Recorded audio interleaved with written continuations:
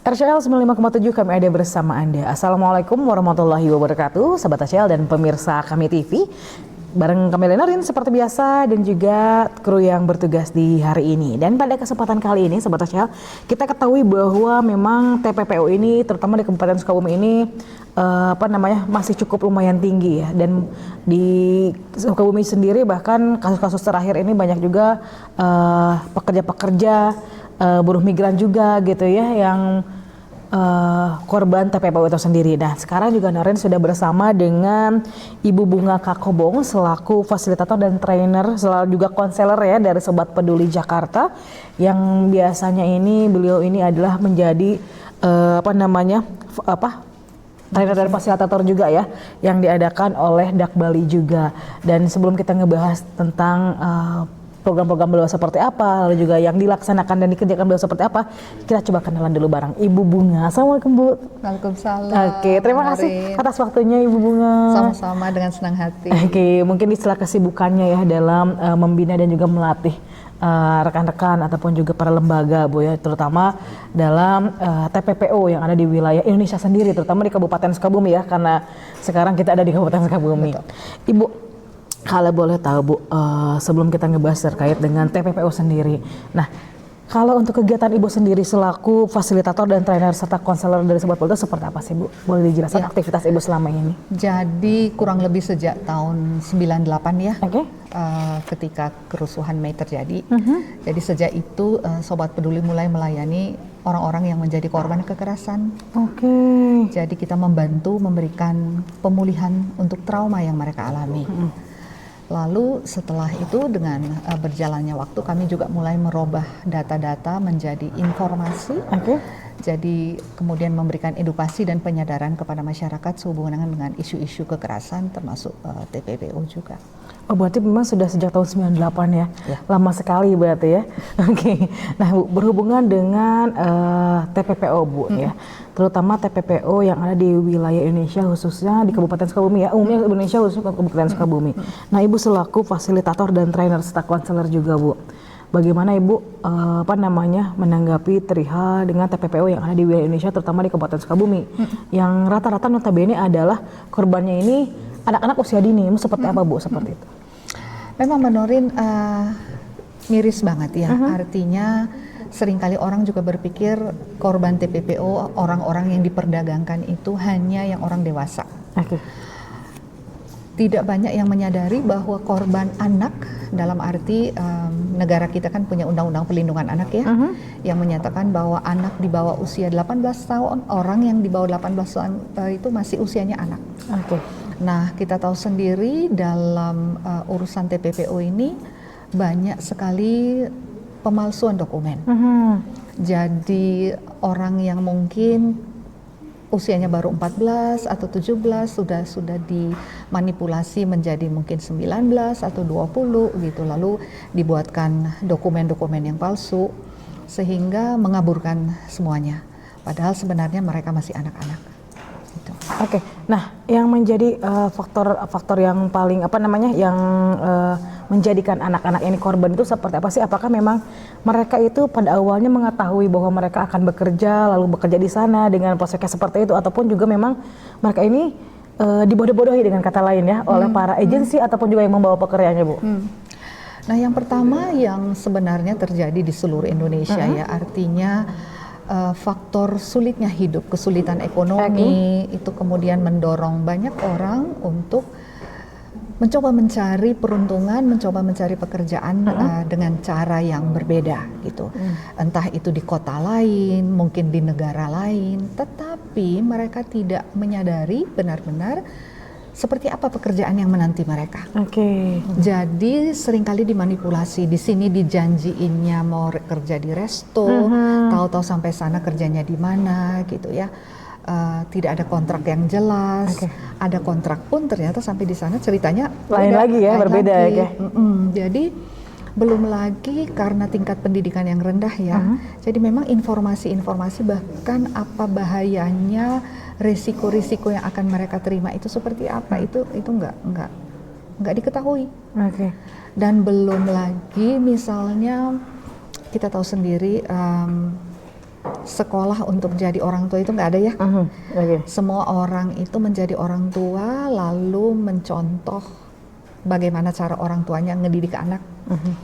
Nah, ada banyak cara-cara ternyata yang masih membuat anak-anak itu bertumbuh atau seseorang itu bertumbuh menjadi orang yang nggak punya percaya diri yang kuat, gambar dirinya nggak jelas gitu. Jadi begitu ketemu dengan orang yang memberi bujukan-bujukan, rayuan, diiming-imingi macam-macam yang enak-enak, yang ya pokoknya kehidupan yang mewah misalnya, nah itu sudah langsung dengan mudahnya bisa tergiur dan jatuh masuk ke dunia TPPO. Oke, berarti kalau misalnya yang korbannya adalah anak-anak, Bu, berarti ini pengawasan orang tuanya yang kurang atau lingkungan mereka juga mendukung, Bu? Rata-rata biasanya seperti apa sih, Bu, kasus yang udah ditangani misalnya? Memang sangat kompleks ya, biasanya itu yang pertama-tama adalah keluarga. Faktor risiko pertama itu memang dalam keluarga. Jadi bagaimana orang tua mengasuh, bagaimana orang tua membesarkan anak-anak yang dari kecil selalu mungkin dianggap bodoh, dianggap goblok misalnya, maaf ya. Itu akan bertumbuh menjadi anak yang tidak punya percaya diri, lalu menjadi dewasa, menjadi nggak usah sampai dewasa sih, remaja aja sudah punya banyak kesulitan. Oke, berarti memang ini pada dasarnya berdasar dari lingkungan juga ya? Berasal dari orang tua pertama, dari keluarga, tetapi yang kedua dari lingkungan juga, dari lingkungan. Oke, nah kalau untuk mencegah hal tersebut terjadi, Bu, adakah mungkin tata cara ataupun juga bagaimana sih agar si anak ini gitu ya tidak termakan bujukan rayuan dengan iming-iming? Tadi kan notabene kerja di luar dapat upah sekian atau kerja di sini dapat upah sekian, itu ada caranya nggak sih, Bu, biar masyarakat terutama Kabupaten Sukabumi ya menaungi gitu bahwa seperti itu harus tetap diwaspadai gitu. Nah, sebenarnya satu hal yang selalu saya dorong di berbagai tempat adalah mengangkat kisah-kisah perjuangan orang-orang yang berangkat lalu berhasil pulang sebagai korban TPPO gitu ya. Kisah-kisah itu penting banget diangkat untuk melihat seperti apa sih sulitnya, seperti apa sih pilunya, seperti apa sih sedihnya sebenarnya kehidupan orang-orang yang menjadi korban TPPO. Orang-orang yang diperdagangkan, orang-orang yang diperjualbelikan gitu loh. Gak usah jauh-jauh, saya ingat pernah nanganin kasus bagaimana seorang anak itu dijual oleh temannya sendiri, dibawa ke kota yang berbeda, dia diberi uang 5 juta, dia udah senang banget. Dia nggak tahu bahwa temannya itu nerima 20 juta dengan menjual dia, jadi dia dijual oleh temannya. Dijual oleh temannya sendiri dijual gitu. oleh temannya sendiri, jadi nggak usah jauh-jauh. Jadi memang kita tuh harus lebih melihat gitu ya, ataupun membaca dan mempublikasikan tentang resiko-resiko yang terjadi, Bu. Risiko-risikonya, bahaya-bahayanya, lalu kemudian juga akibatnya jangka panjang. Apa akibat jangka panjang misalnya? Banyak yang stres, banyak yang kemudian depresi, banyak yang kemudian mengalami kecemasan, putus asa, hidupku kok seperti ini gitu ya, dan nggak sedikit yang kemudian rasanya pengen mati aja gitu loh, ngapain hidup seperti ini gitu. Oke, berarti memang butuh support system juga, apalagi ini ya, support system dan juga dalam keadaan labil seperti itu mungkin diperlukan juga sosialisasi yang penting ya, Bu ya. Dan tidak kalah penting adalah kalaupun sampai akhirnya mereka bisa, alhamdulillah selamat pulang ke rumah, bagaimana keluarga itu menerima, bagaimana lingkungan tetangga menerima. Bagaimana masyarakat bisa menerima mereka sebagai korban gitu. Jangan disalah-salahin, jangan kemudian dihina, dipermalukan seperti itu, tapi harus disupport.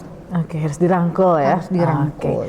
Nah, mungkin juga peranan orang tua dan lingkungan sekitar ya untuk lebih menjaga dan juga lebih memberikan arahan-arahan juga bagi anak-anak. Karena sebenarnya sasaran dari para pelaku perdagangan orang ini terutama anak-anak yang masih muda-muda dan terutama untuk kasus-kasus ya selalu nyari remaja ya yang minta maaf Manorin yang masih perawan-perawan karena keperawanan itu kan dihargai mahal banget ya di nggak usah jauh-jauh sampai di luar negeri, di kota-kota besar aja.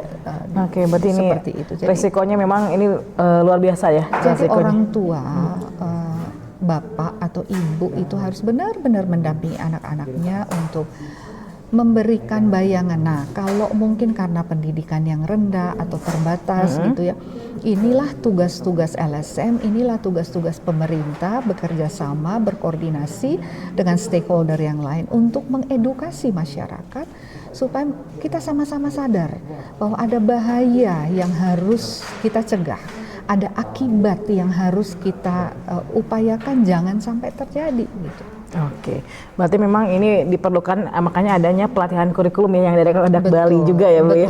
Oke, nah Bu, pertanyaan terakhir nih Bu, harapan Ibu atau pesan Ibu ke depan tentang TPPO ini, terutama yang ada di Kabupaten Sukabumi untuk masyarakat atau juga para pendamping orang tua seperti apa Bu? Jujur saya bertemu dengan gak sedikit anak-anak remaja yang ngomong gini, gue udah yatim piatu kok. Padahal sebenarnya bapak ibunya masih hidup. Oh, masih ada ya. Jadi dia merasa sosok ayah dan ibu itu nggak hadir dalam kehidupannya, nggak ada gitu. Nah, jadi saran saya, permohonan saya kepada bapak-bapak, ibu-ibu yang ada di luar sana, hadirlah benar-benar dalam kehidupan anakmu, tahu apa yang lagi bikin galau dia, tahu apa yang lagi bikin sedih dia, tahu apa yang lagi bikin dia nggak karu-karuan dan apa yang dia butuhin, supaya jangan sampai ibarat gelas dia percaya bahwa ada orang lain di luar rumah yang lebih sayang sama dia. Padahal gelas itu mestinya penuhnya dari rumah kan. Yang mengisi itu harusnya orang tua kan. Gitu. Jadi saya selalu bilang, kapan sih terakhir panggil sayang kepada anak, kepada peserta saya nanya, seperti apa sih orang Sukabumi manggil sayang anaknya gitu loh, seperti itu. Jangan hanya dikasari, jangan hanya dimarahi, jangan hanya diomelin. Lalu nanti kalau ada orang lain yang kelihatannya seolah-olah lebih menyayangi dia, anak itu bisa terbawa ke sana gitu. Nah kan kita harus menjaga semua itu jangan sampai terjadi. Jadi pagarnya, penanggulangannya itu harus dari dalam keluarga, itu yang pertama. Oke, luar biasa. Terima kasih Ibu ya. Sama-sama. Oke, dan mudah-mudahan juga masyarakat Kabupaten Sukabumi setelah adanya pencerahan sedikit dari Ibu Bunga, meskipun juga masih banyak yang pengen dibahas, sebenarnya pengen diobrolin juga, apalagi ini menjadi salah satu masukan-masukan juga bagi para orang tua juga mungkin di rumah dan juga lembaga-lembaga terkait yang menaungi TPPO yang ada di Kabupaten Sukabumi. Sekali lagi terima kasih Ibu Bunga sama-sama atas waktunya dan kesempatannya ngobrol-ngobrolnya luar biasa, memberikan motivasi juga bagi kami. Dan Sobat ACL, itu bincang-bincang kita dengan Ibu Bunga Kak Kobong selaku fasilitator dan trainer konselor juga dari Sobat Peduli Jakarta. Oke, kami Liana Rin undur pamit. Assalamualaikum warahmatullahi wabarakatuh.